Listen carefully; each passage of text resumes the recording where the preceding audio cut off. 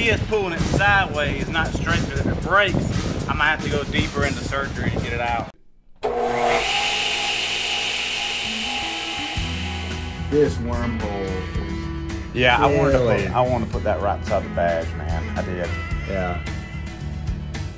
No, wow. It turned out good, man. I'm happy with it. Would be like you can take that to New York.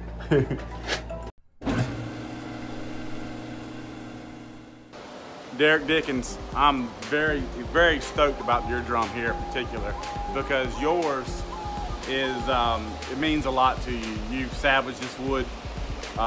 It's got history with it. You know, it was part of your family, part of your family's drum. This is going to be really beautiful, and I'm very stoked to get to do this thing for you.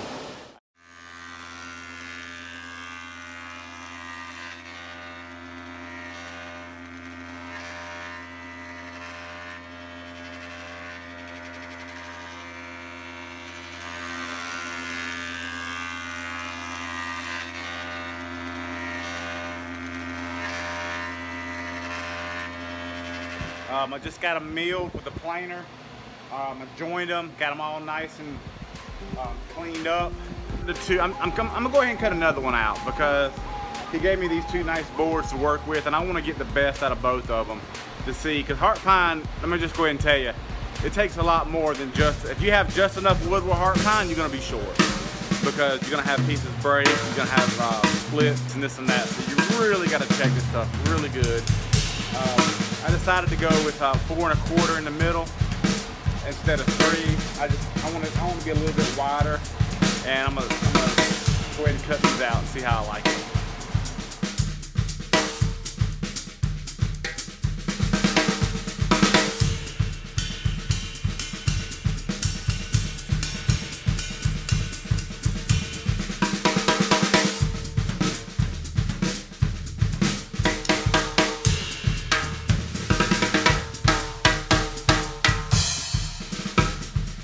I want it to be a little taller on the center part. It's gonna be black walnut on the top and the bottom, and Heartpine in the middle. And I just kind of wanted it to be a little more uniform.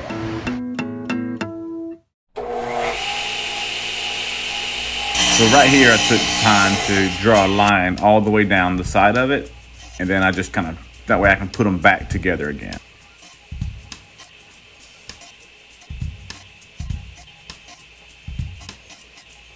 Run one side one time, flip it over, run the other side. I found that you have to have a really strong, sturdy table saw for this if you want it not to move. I've made little jigs before, but I seem like I always come back to this way before. I've done it 100 different times. This way it seems like it just sticks. Had a little bit of hard time getting it set for the first time, just because I had to wiggle it around a little bit. Then I found the sweet spot that I wanted, and then I went with it. Well, if I ever been good enough, I'm a little bit hesitant. Something's gonna get. So, if you do not dry fit, chances are your drum is either gonna be too big or too small. So, typically what I do is, when I cut the first batch out, I'll make sure it works first, and then have the saw kind of still set up, and then I'll cut the other 2 rings to match it. Just because I don't want to build 3 rings wrong. If I'm gonna build 1 wrong, it's just gonna be 1. So this part here is definitely checked out a lot, because you don't make a drum exactly 14 inches.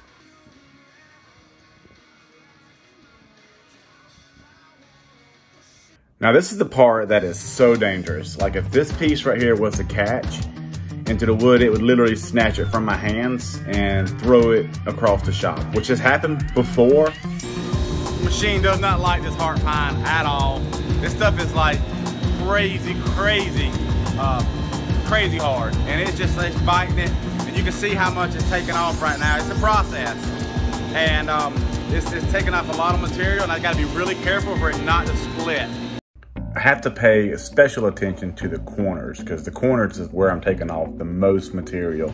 So I really want to kind of work it real slow on the corners first, and then I go back around it and clean it all up. This thing really ran really nice. This is very, very pretty. This is gonna be a really beautiful drum here. I'm very excited about it. You notice I still got a cut a little bit left here. You can see where it don't quite get everywhere with it. But it's perfectly round. They really wanted to split. I feel it really wanted to chunk it from me. But you can see how much I've had to how much wood I had to take off. Taking off that much wood. And then next I'll reset up again and get it for the next step.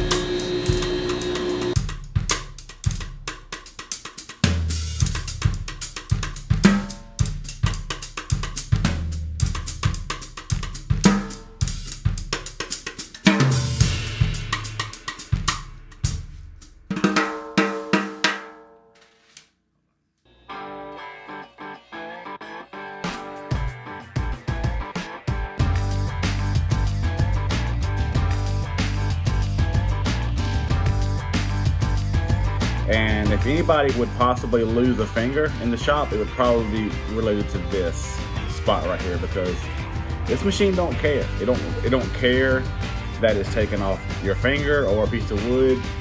It's just gonna chomp, and it does not slow down. It just keeps moving, and it will actually grab that drum and sling it from my hands, unless I have a real good grip on it.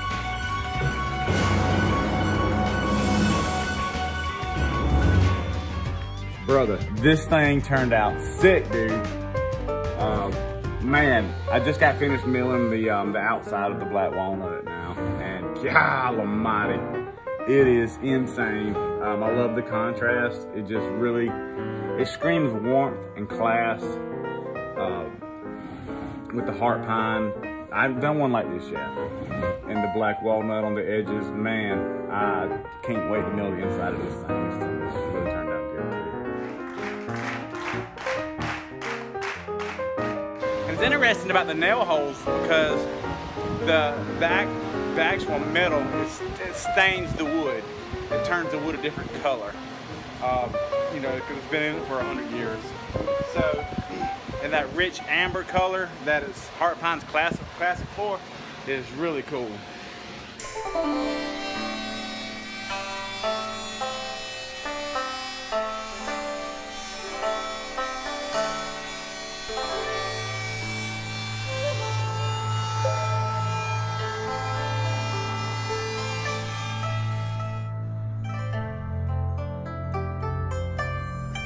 Not really sure why Shannon wants me to take my shoes off to come inside. Something about the washing machine getting clogged up. I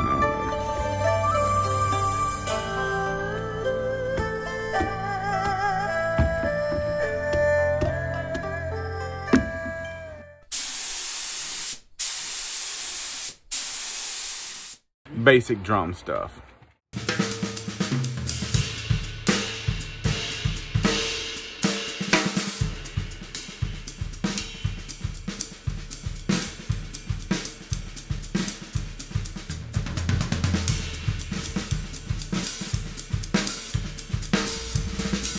So I got all the hardware kind of opened up and cut up first. I get my hardware from World Max and Drum Factory direct, typically, if I'm not really placing a huge order.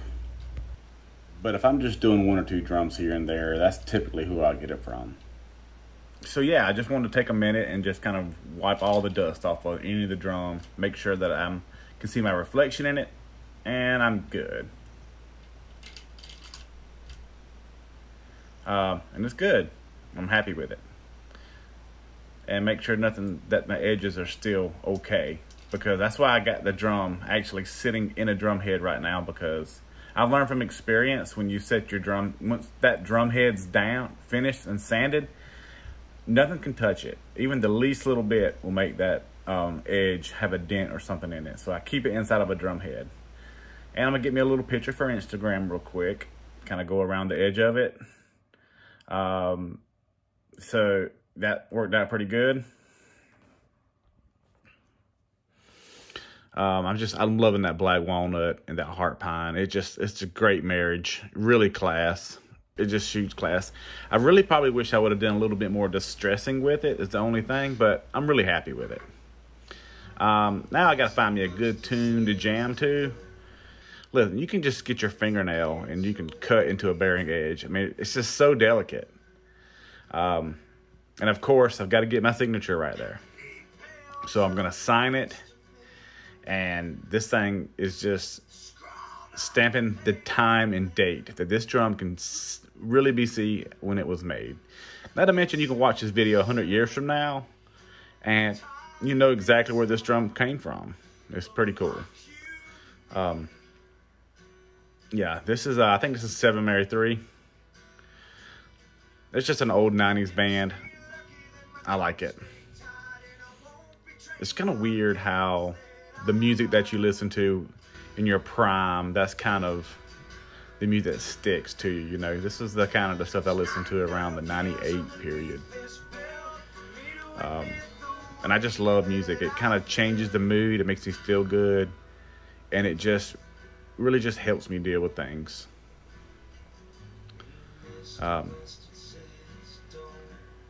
Counted all my screws out, and I'm gonna go back through here and I'm gonna just go ahead and just put one at a time in. I'm gonna get them all hand tight. And I possibly could put my rubber gloves on right now, but I'm gonna wipe it down really, really good once I get everything kind of done. I just hate wearing gloves. I do. I hate wearing them.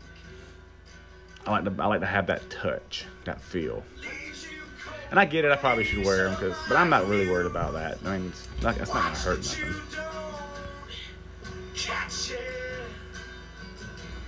And I just want to give a shout out to Rick Faulkner, Stephen Baker, Keith Montgomery, and Feagan Helms. Man, y'all guys are freaking amazing. Thank y'all. I love you, man. Appreciate you so much. There's so much, people don't realize that there's so much work that goes into making these videos and actually doing the work. I'm trying to do the work too, because it's to do the edits and do everything by yourself. It's just so much to do.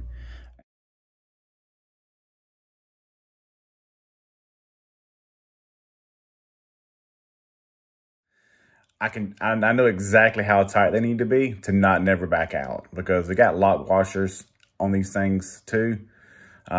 This is one part where I don't really want to use the drill. I like going that last touch. I like feeling the amount of pressure that I'm putting on it. That's very important to me. But I usually go around the whole thing and kind of start all of them first, and then I'll go and tighten them all up once I get everything kind of started. And very delicate with those edges, because I don't want that edge to hit anything right now.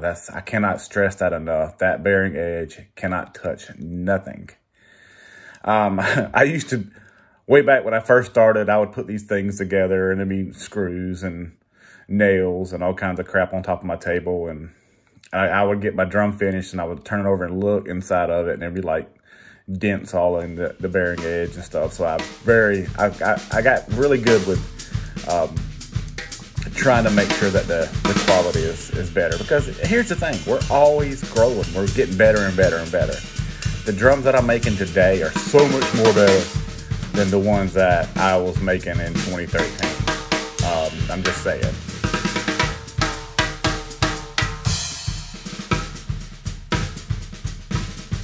Yeah, I was pretty excited about trying out the new Indie drum strainer. I really like this thing. It feels very solid, and not to mention that it has it's very adjustable. Like, you can replace a throw off that's drilled for something else with it very easily. It feels solid. I really do like the way it feels. Cool stuff.